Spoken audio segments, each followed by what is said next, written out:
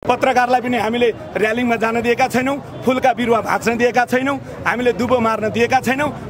देख्नुहुन्छ दर्शकवृन्द, उहाँहरूले यो माथि दुबो भएको ठाउँमा कसैलाई पनि जान दिनु भएको छैन। सकेसम्म एक झुर्को पनि केही फोहोर नगरिकन र एउटा फुलको कोपिला पनि ननमेटिकन फर्किने तयारीमा छौँ। आज शिक्षकहरूको यो आन्दोलनपछि बालेनले फेसबुकमा स्ट्याटस लेख्दै यस्तो प्रतिक्रिया दिएका छन्।